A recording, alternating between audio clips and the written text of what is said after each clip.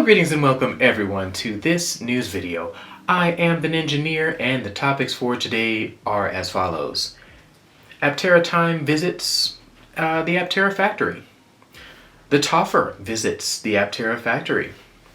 Aptera Owners Club interviews the gentleman responsible for giving us fantastic footage of the Aptera at JEC World. Ooh, that was close. I was going to have to redo that.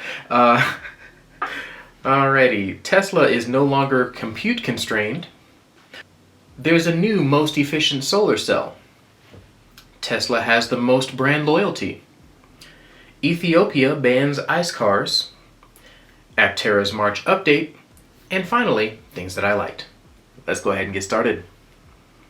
So, as you can see here, there's a channel called Aptera Time that visited the Aptera factory.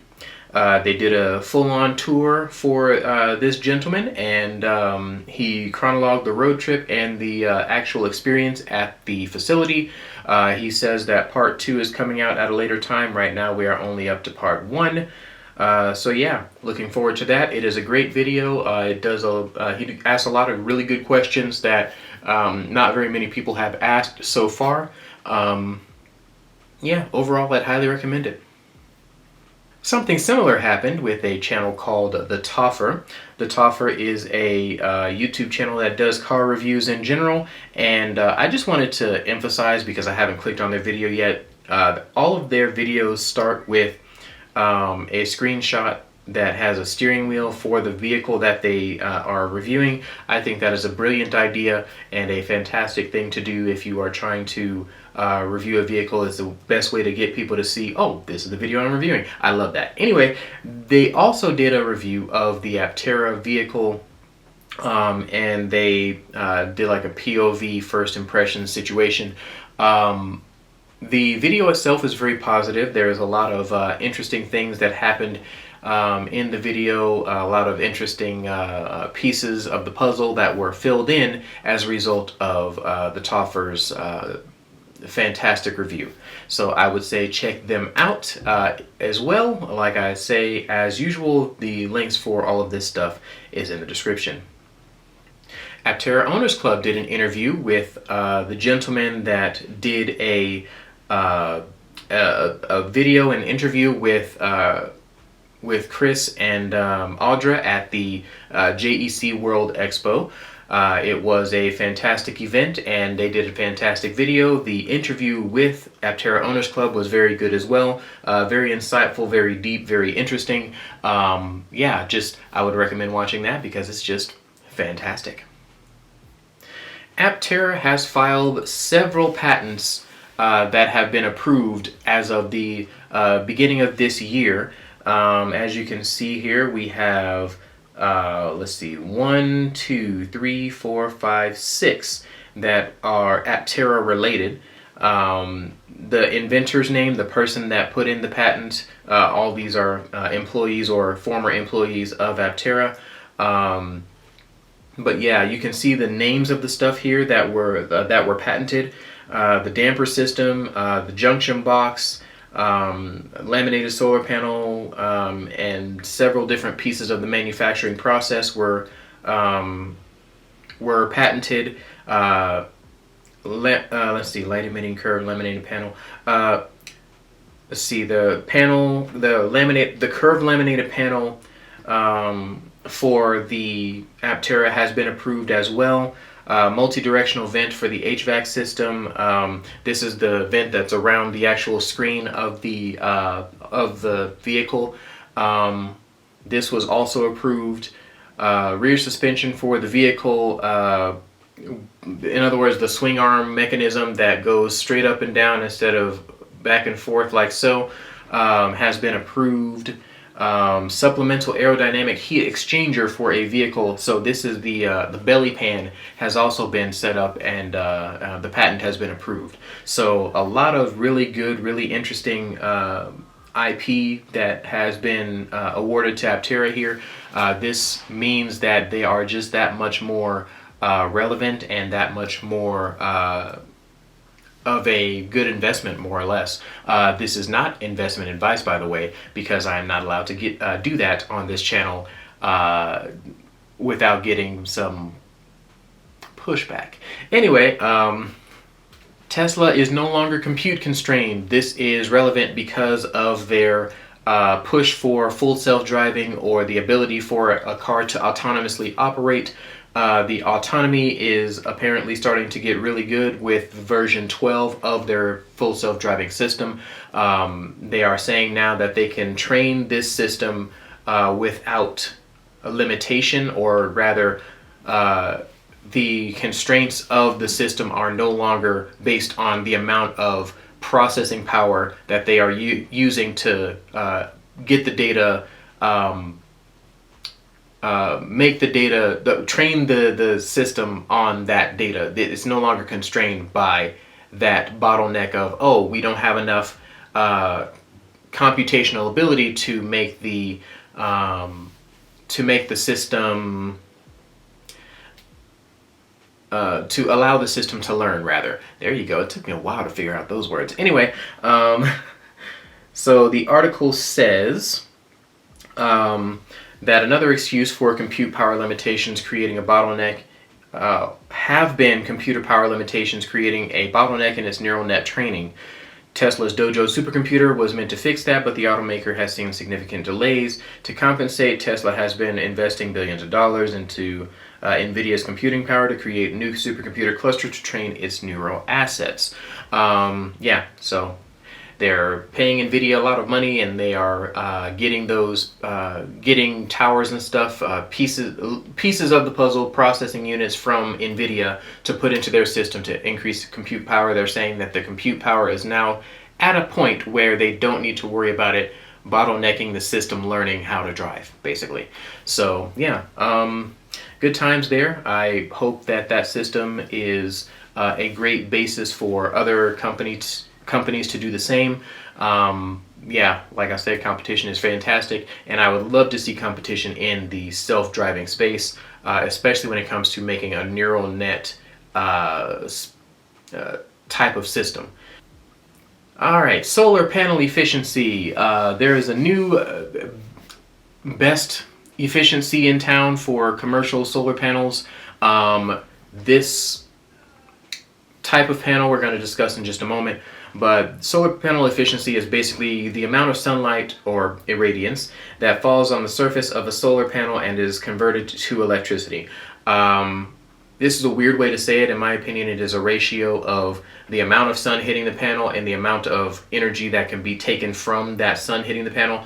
I know it's essentially the same thing, but I feel like it feels a little weird to read it, and it's like, I don't feel like that's the... Anyway, due to the many advances in photovoltaic technology over recent years, the average panel conversion efficiency has increased from 15% to over 23%. This is a significant jump in efficiency, and it resulted in the power rating of a standard size panel increasing from about 250 watts to over 440 watts. That is a really big jump.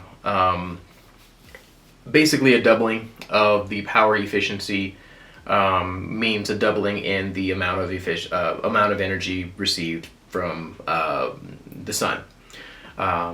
Let's see here. The cell design plays a significant role in panel efficiency. Key features include the type of base silicon substrate,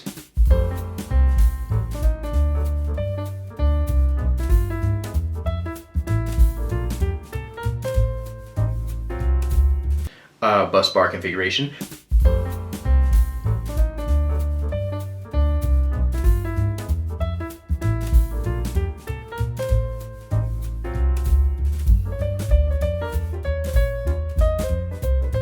and passive type.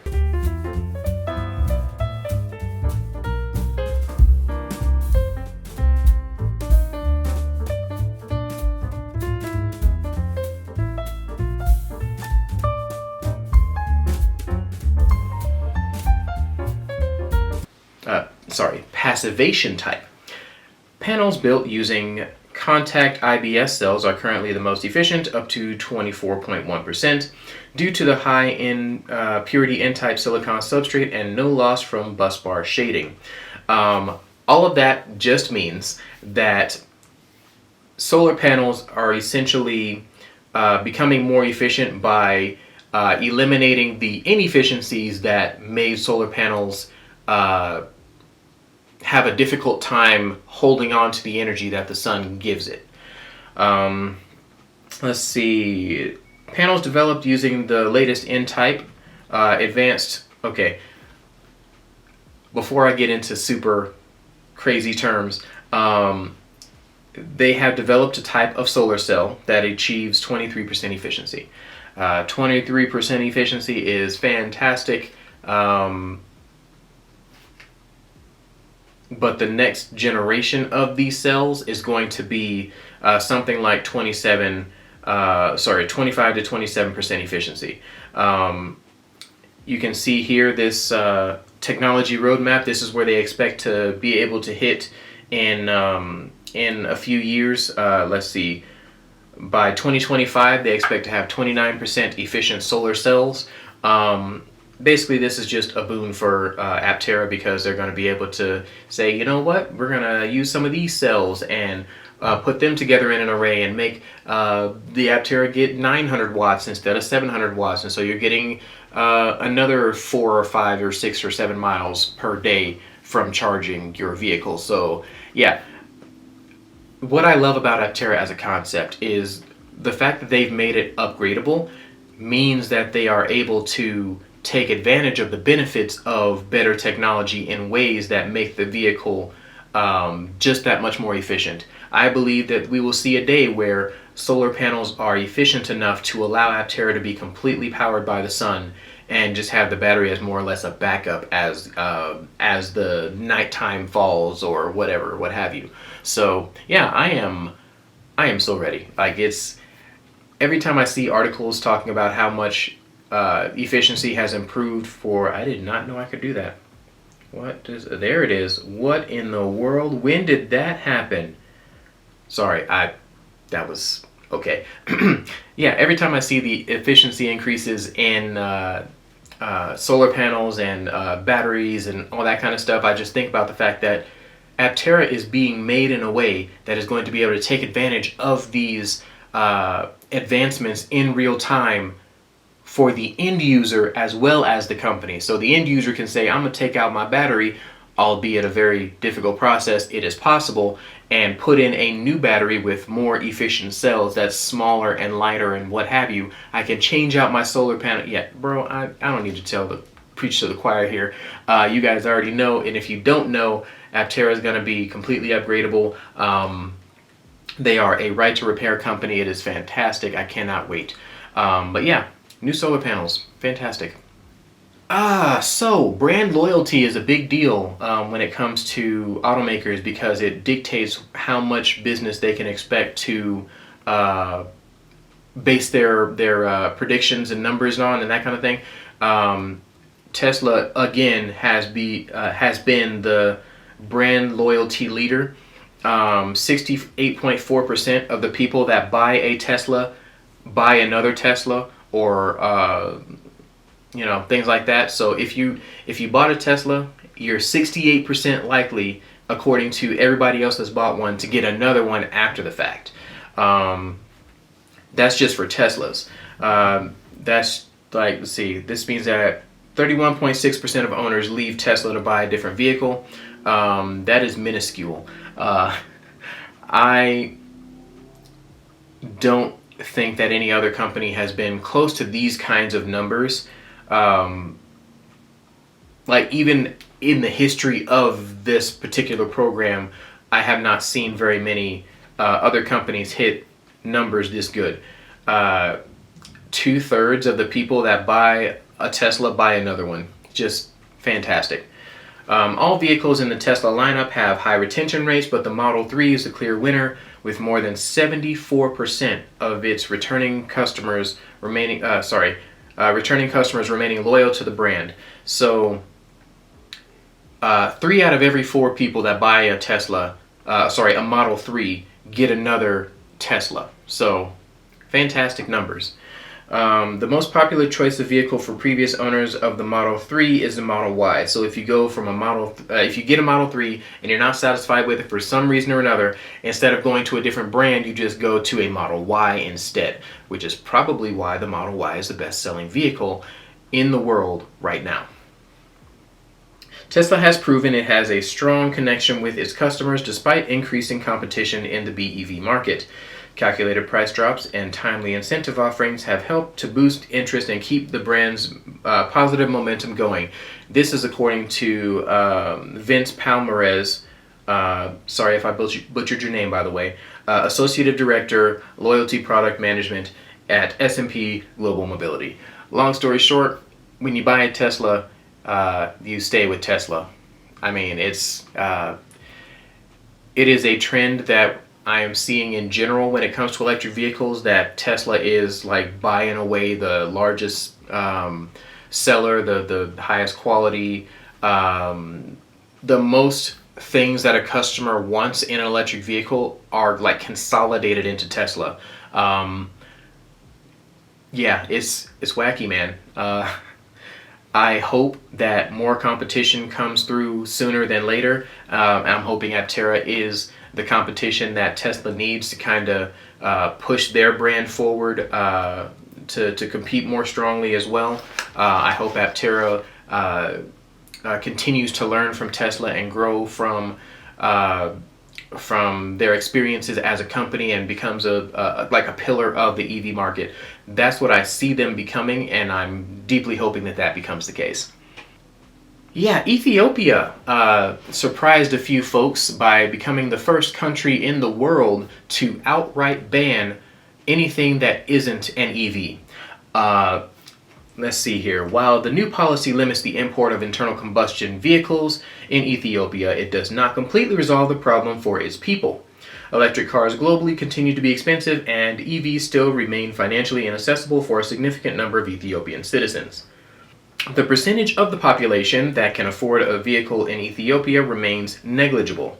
So some people are wondering if this particular decision will really have an impact on their overall carbon footprint, as it were. Yeah, if people aren't buying cars, it's kind of easy to say that you're going to ban a type of car that most people can't afford anyway. I see the logic in the article's assessment here, but I still think that it's a step in the right direction, and I believe that it's going to spur a bunch of other countries doing the same, potentially sooner than what they anticipated doing before this point. Sim further added that the government is making efforts to set up charging stations for electric cars. It's not clear at the moment if the ban remains permanent or temporary, and whether the vehicles already in transit will be affected by the new policy. At present, major automakers including Hyundai, Isuzu, Volkswagen, Lada, and more have local assembly plants in Ethiopia and produce ICE and electric vehicles for the market.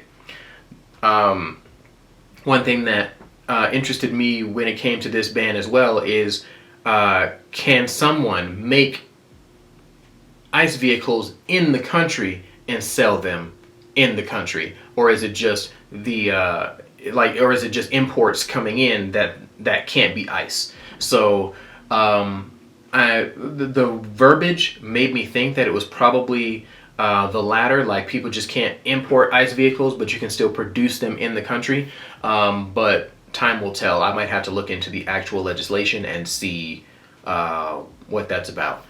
The move should also reduce the country's crude oil imports, which stood at $6 billion in 2023.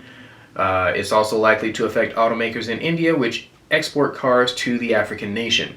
So this is going to put a lot of pressure on India as a country to,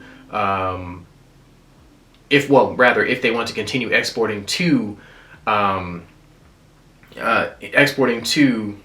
oh my goodness, Ethiopia.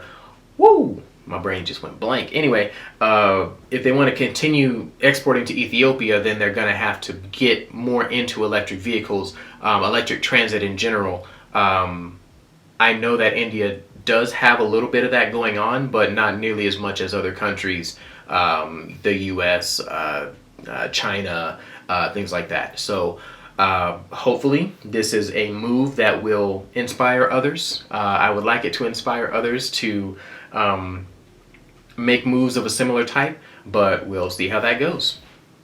Alrighty, so Aptera's March update was fantastic. Look at that body in carbon. Looks fantastic, looks lovely. Look at the shine on this thing. That's one thing I wasn't expecting, was the actual bare body of the Aptera to be almost as shiny as it would have been with the paint job. It's just, it floors me. Anyway, yeah, so things that they talked about in this video were JEC World, as you can imagine. They went to the expo. They were a feature for another company that produced the pieces for their, the pieces that make the pieces for the body. Let's see, they also talked about, let me see, blah, blah, blah, blah, skipping ahead. They also talked about the fact that they're going to be at this DriftX Abu Dhabi event. I have never before wanted so badly to go to Abu Dhabi in my life, but here we are, April 25th and 26th, they're going to be in Abu Dhabi. Then there was another situation. They talked about their lighting bar and their seats and other pieces of their supply chain starting to ramp up and produce production intent parts, which was also fantastic. Overall, a very good update, and I suggest watching the entire 4-minute update. Alright folks, this is later in the day, Jeff. While I was about to get down to editing, I remembered that there was a phrase used in that presentation that I'm probably going to end up playing right here. Thanks to you, things have really been accelerating here at Aptera. We've moved past prototypes and are laser focused on building and validating production systems to get you your Aptera as soon as we can. That I said about Fisker to be fairly odd, off the wall, fraudulent, etc. I have come to revise that thought process, because when you are using actual lasers to focus the pieces of the technology that actually makes your vehicle, maybe that is not such a stretch.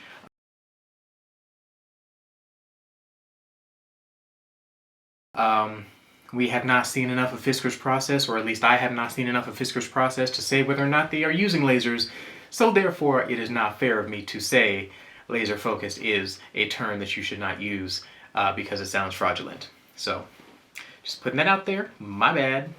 My bad, Fisker. Good luck with your bad selves. Hope you succeed and all that kind of stuff, because I've said that many times before. I want everybody to succeed. I hope and feel that everybody that is good and viable and awesome should succeed. So, back to the... yeah. Now, things that I liked. There was a CNBC article about why tire companies love EVs. It was very insightful, very thoughtful, very broad and complete, so I would suggest watching that video in its entirety, and I'm not going to ramble on about it because I would not give it I would not do it justice. All the Ways Car Dependency is Wrecking Us is a video by City Nerd. City Nerd is a guy who I've just started watching recently, who talks about all sorts of city-related, infrastructure-related things. In this video, he talks about why the way that we have put together our vehicle infrastructure and our market and our roads and things like that are less healthy for the environment and for the people, and how to streamline it. Another very good video that I'm not going to butcher by trying to explain how it works. It's just go watch it. It's fantastic. That will be it for this video. Thank you guys so much for watching. I am the Ninjaneer. If you'd like to like and or subscribe, please do those things by doing them in all the dealios around you. You got things up there, things down there. Yeah, check out the things that I talked about in the video with the links down below. Do all the other YouTubey things. Oh, sidebar, thank you so much to the newest person to contribute to the cause of making my channel financially solvent or something. Yeah, I appreciate you. Mr. Nucho, I believe, was the person who gave me my last. Let me go ahead and double check here. We're gonna go and find the thing finding. Finding the thing. Oh my goodness, too many. Okay. Yeah, if I'm wrong about that, I'll go ahead and cut this section out, but I believe it was Bob Nuccio who decided to invest $5 into the Ninjaneer channel. Thank you so much. I appreciate all of you for your comments and your emails as usual. I am super behind on emails. I am so sorry. I'm going to get to those. But yeah, thank you guys so much for watching. Catch you next time.